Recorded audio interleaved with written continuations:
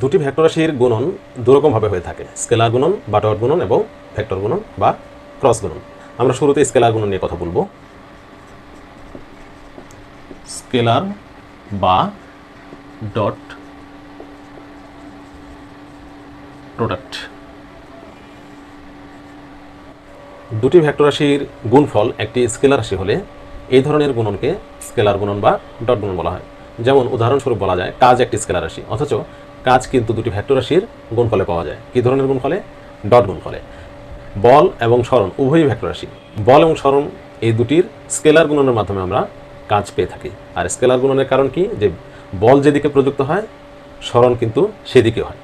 তাহলে আনুভূমিক অক্ষের জন্য কিন্তু কোসাইনের মান আমরা ব্যবহার করি, উল্লম্ব অক্ষের জন্য ব্যবহার করা হয় সাইন। কাজকে যদি আমরা রাশিমালা আকারে লিখি তাহলে কাজ W=F.S। বল ভেক্টর রাশি, সরণ ভেক্টর রাশি, কিন্তু গুণন স্কেলার গুণন, অর্থাৎ Fs cos θ।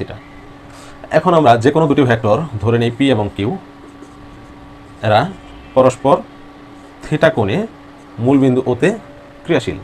এই P আর Q এর মধ্যবর্তী যে স্কেলার গুণন সেটিকে আমরা লিখতে পারি P.Q সমান PQ cos θ। P হচ্ছে P ভেক্টরের মান, Q হচ্ছে Q ভেক্টরের মান, cos θ হচ্ছে এই দুই ভেক্টরের মধ্যবর্তী কোণ থিটার কোসাইনের মান। তাহলে P গুণন Q গুণন cos θ, এটি হচ্ছে P.Q এর রাশিমালা। এখান থেকে কিন্তু আমরা থিটার মান বের করতে পারি কিভাবে? বা cos θ = P.Q divided by PQ।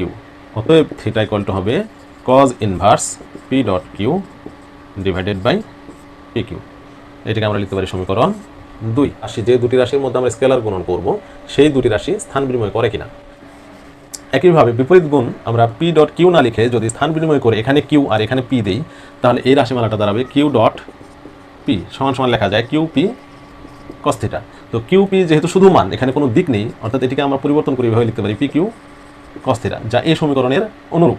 তাহলে আমরা লিখতে পারি P.Q। PQ cos θ হচ্ছে এটা, এই PQ cos θ সমান P.Q। তার মানে এইভাবে লেখা যায় যে অতএব Q.P সমান P.Q, অর্থাৎ স্কেলার গুণনের ফলে রাশিদ্বয় স্থান বিনিময় করে বা ভেক্টরদ্বয় স্থান বিনিময় করে। তাহলে বলা যায় যে দুটি ভেক্টর রাশির স্কেলার গুণন বিনিময় সূত্র মেনে চলে। আমরা জানি যে কোনো ভেক্টর হচ্ছে মান এবং দিকের গুণফল। তাহলে ত্রিমাত্রিক স্থানাঙ্ক ব্যবস্থায় যদি তিনটি একক ভেক্টর আমরা চিন্তা করি i cap, j cap, k cap, এই ত্রিমাত্রিক স্থানাঙ্ক ব্যবস্থায় অবস্থিত কোনো ভেক্টরের ক্ষেত্রে একক ভেক্টরগুলির স্কেলার গুণনের মাধ্যমে আমরা কী মান পেয়ে থাকি সেটি আমাদের এবারে দেখার বিষয়। একক ভেক্টরের স্কেলার গুণন তোমাদের গাণিতিক সমস্যা সমাধানের জন্য বেশ প্রয়োজনীয়।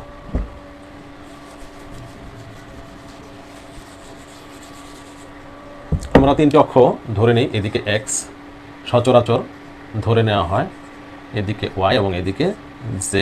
x অক্ষের জন্য একক ভেক্টর i ক্যাপ, y অক্ষের জন্য একক ভেক্টর j ক্যাপ এবং z অক্ষের জন্য একক ভেক্টর k ক্যাপ। এই তিন অক্ষ বরাবর যে i ক্যাপ, j ক্যাপ এবং k ক্যাপের পারস্পরিক স্কেলার গুণফল কি আসে সেটি আমাদের দেখার বিষয়, কারণ এটি আমাদের গাণিতিক সমস্যা সমাধানের জন্য খুব বেশি হেল্পফুল। এখন পারস্পরিক একক ভেক্টর i x অক্ষের জন্য আমরা যদি লিখি i cap dot i cap সমান i ক্যাপ এর মান, i ক্যাপ হচ্ছে একক ভেক্টর, এদিকে মান হচ্ছে 1, এই i ক্যাপের জন্য মান হচ্ছে 1। তাহলে আমরা লিখতে পারি 1 × 1 ইন্টু এই ডট গুণন উঠে গেলে আসবে cos θ। তাহলে cos θ অর্থাৎ মধ্যবর্তী কোণ, যেহেতু দুটি x অক্ষ বরাবর এই জন্য এদের মধ্যবর্তী কোণ হচ্ছে 0, তাহলে আমরা লিখব cos 0।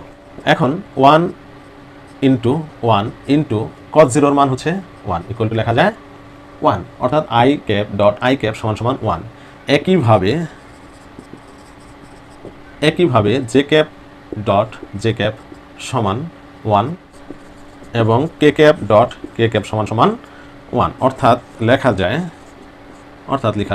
i cap dot i cap সমান j cap dot j cap সমান k cap dot k cap সমান সমান 1। তাহলে আমরা গাণিতিক সমস্যার যে কোনো জায়গায় যখন দেখব যে একই রকমের একক ভেক্টরের মধ্যবর্তী যে গুণ সেটি যদি হয় স্কেলার গুণন বা ডট গুণন, তাহলে আমরা নির্দ্বিধায় এর মানকে 1 লিখতে পারি, অর্থাৎ i cap dot i cap সমান j cap dot j cap সমান k cap dot k cap সমান 1। এখন আমরা দেখি ভিন্ন জাতীয় একক ভেক্টরের জন্য মান কী হয়। ভিন্ন জাতীয় অর্থাৎ i cap dot j cap যদি লিখি I cap dot J cap সমান কি আসে, আই এখানে জে এখানে, এদের মধ্যবর্তী কোণ 90 ডিগ্রি, এই মধ্যবর্তী কোণও 90 ডিগ্রি। যেহেতু জেড অক্ষ এক্স ওয়াই জেড পরস্পর লম্ব, তাহলে এই পরস্পর প্রত্যেকটি কোণের মান হচ্ছে 90 ডিগ্রি।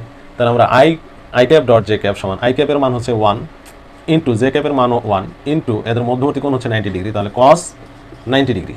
আর কস 90 ডিগ্রির মান আমরা জানি 0, তাহলে 1 ইন্টু 0, যেহেতু কস 90 ইকুয়াল টু 0 লেখা যায়।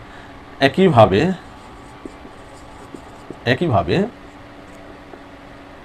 J cap dot K cap সমান 0 এবং K cap dot I cap সমানও 0, অর্থাৎ লেখা যায় I cap dot J cap সমান J cap dot K cap সমান K cap dot I cap সমান হচ্ছে 0, অর্থাৎ ভিন্ন জাতীয় একক ভেক্টরের মধ্যে যদি স্কেলার গুণন হয় তাহলে সেই গুণফল হবে 0।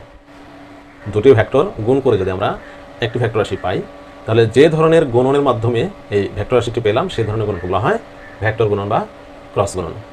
স্কেলার গুণনের ক্ষেত্রে উদাহরণ দিয়েছিলাম কাজ একটি স্কেলার রাশি যা দুটি ভেক্টরের স্কেলার গুণনের মাধ্যমে আমরা পেয়ে থাকি। ভেক্টর গুণনের ক্ষেত্রেও সেরকম একটি উদাহরণ দেওয়া যায়, যে টর্ক বা মোচর যেটাকে বলা হয়। আমি ভেক্টরের শুরুর দিকে আলোচনা করেছিলাম টর্ক একটি ভেক্টর রাশি যা দুটি ভেক্টরের ভেক্টর গুণন মাধ্যমে পাওয়া যায়। যেমন টর্ককে আমরা কি দ্বারা প্রকাশ করি, tau equal to F cross আর।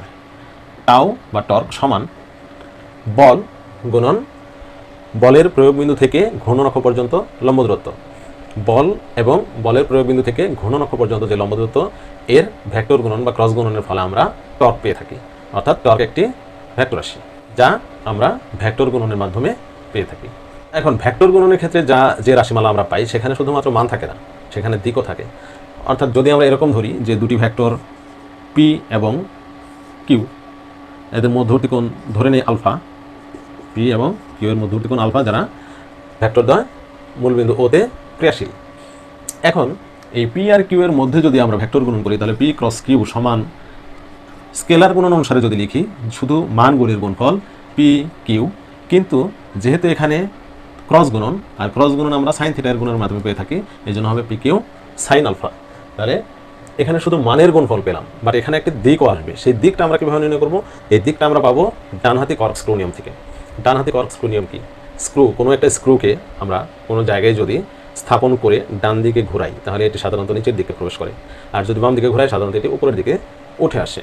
তো এই ডান পাকের স্ক্রু বা ডানহাতি কর্ক স্ক্রু নিয়মটি হচ্ছে যে দুটি ভেক্টরের ক্রিয়াবিন্দুতে যদি একটি ডান পাকের স্ক্রুকে আমরা স্থাপন করে প্রথম ভেক্টর থেকে দ্বিতীয় ভেক্টরের দিকে যদি ঘোরাই, স্ক্রুটিকে যদি প্রথম ভেক্টর থেকে দ্বিতীয় ভেক্টরের দিকে ঘোরাই, তাহলে প্রথম ভেক্টর পি দ্বিতীয় ভেক্টর কিউ, এই দিকে ঘোরালে স্ক্রুটি কোন দিকে ঘুরবে?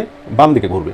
তাহলে বাম দিকে ঘোরা মানে এই দিকে, স্ক্রুটি কিন্তু উপরের দিকে উঠে আসবে, অর্থাৎ এই দিক হবে তখন উপরের দিকে, এবং এই দিককে আমরা ইটা ক্যাপ দ্বারা প্রকাশ করি। অর্থাৎ যেহেতু ভেক্টর রাশি মান এবং দিকের গুণফল, আমরা এখানে শুধু মান লিখেছি, দুটি ভেক্টরের গুণফলের মান লিখেছি, এখানে একটা দিক আসবে, সেই দিকটি হচ্ছে ইটা ক্যাপ, এবং এই দিকটি আমরা পাই কোথা থেকে? ডান পাকের স্ক্রু বা কর্ক স্ক্রু নিয়ম থেকে। তো আমরা স্কেলার গুণন থেকে দেখলাম যে দুটি ভেক্টরের স্কেলার গুণন বিনিময় সূত্র মেনে চলে। এখন দেখব ভেক্টর গুণন বিনিময় সূত্র মেনে চলে কিনা। যে দুটি রাশির মধ্যে ভেক্টর গুণন করব, সেই রাশিদ্বয়ের স্থান বিনিময় করে দেখব যে এর রাশিমালা বা মান একই আসে কিনা।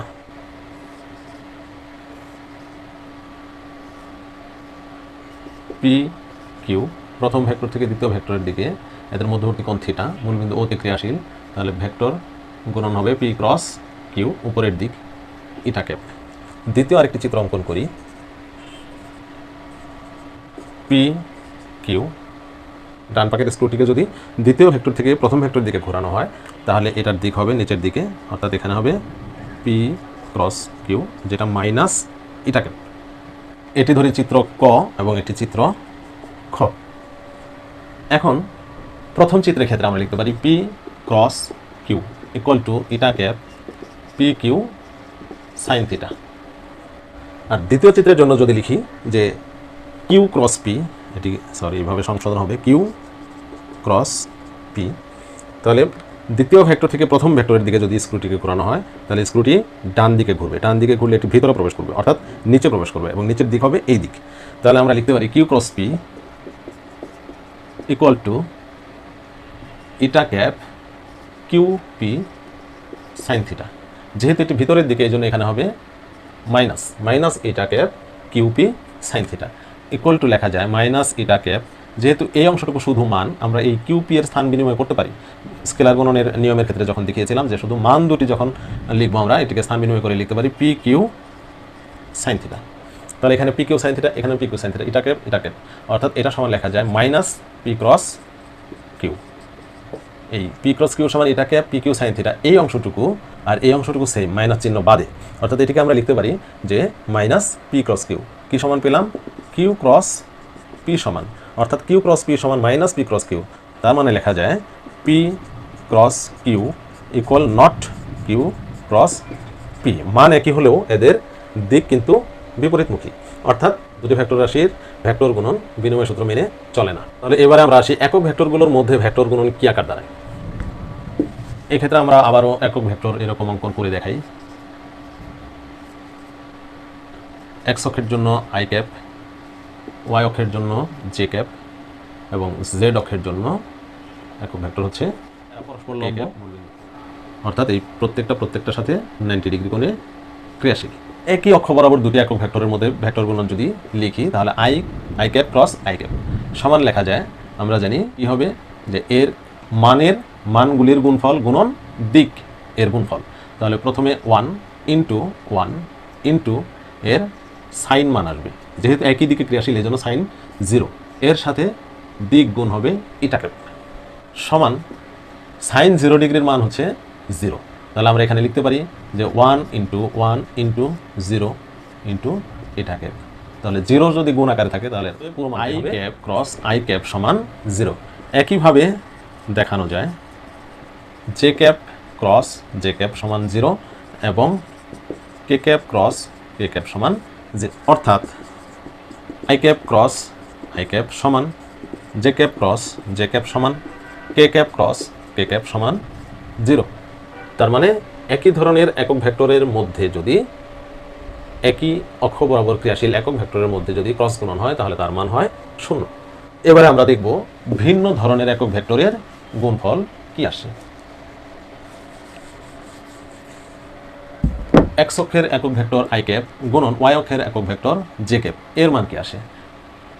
আই ক্যাপের মান 1 ইন্টু জে ক্যাপের মানও 1 ইন্টু এদের মধ্যবর্তী কোণ আই আর জে এর মধ্যবর্তী কোণ হচ্ছে 90 ডিগ্রি, আর আমরা জানি সাইন 90 ডিগ্রির মান হচ্ছে 1 এবং এটার সাথে গুণ হবে দিক।